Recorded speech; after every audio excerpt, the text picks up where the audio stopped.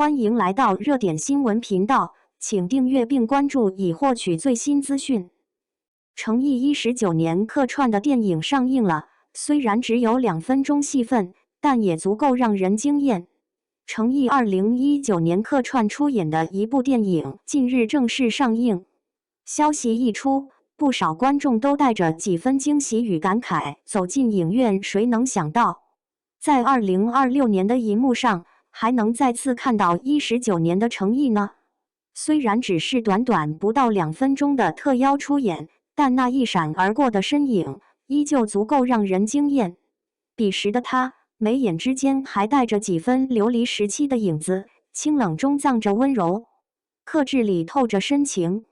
很多人推测，这段客串很可能正是拍摄《琉璃》前后完成的作品，因此无论是造型还是神态，都隐约能看到司凤的气质痕迹。他在片中饰演的是太子长琴，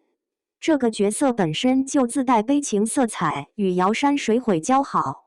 却在对方修成鹰龙，引发不周山大灾之后，奉命前去斩杀。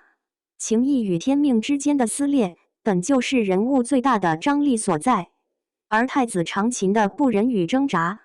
最终换来五雷加身，永去仙籍的惩罚，轮回往生皆为孤独之命，寡亲缘，薄情缘，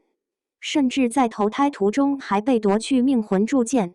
短短设定便写满了宿命与悲怆。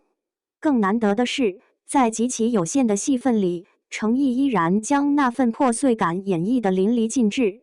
一个眼神的迟疑，一瞬间的呼吸停顿，都让人清晰感受到人物内心的挣扎与不舍。那种压抑而克制的痛感，并非靠夸张表情堆砌，而是通过细微的情绪波动自然流露。即便隔着屏幕，也能体会到太子长琴身上那份被命运碾碎的无力与孤绝。回看2019年的他，其实演技已经相当成熟。很多观众如今在看这段客串，会惊讶于他当年的完成度，原来几年前的诚意就已经具备如此细腻的情绪表达能力，只是当时的戏份太短，未必能被更多人看到。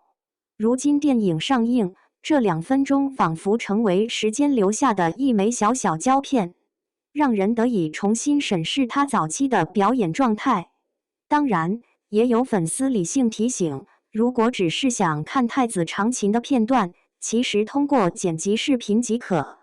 不必专门去完整搜索电影观看。毕竟诚意真正出场的时间确实极短，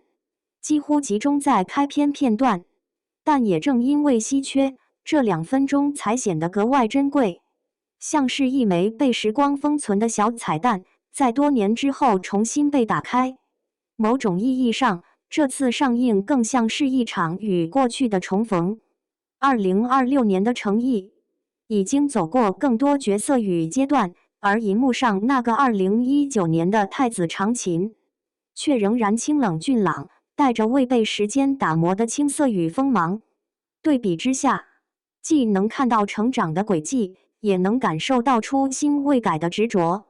在他暂时未有新角色上线的日子里，这短短2分钟也足够粉丝反复品味。一个镜头，一句台词，一次回眸，都能被拆解讨论许久。或许这正是演员魅力所在，即便戏份有限，也能留下深刻记忆点。时光流转，角色更迭，但那份对表演的投入与真诚始终如一。诚意用2分钟的太子长琴，再次证明，真正打动人心的，从来不是时长，而是情绪的重量。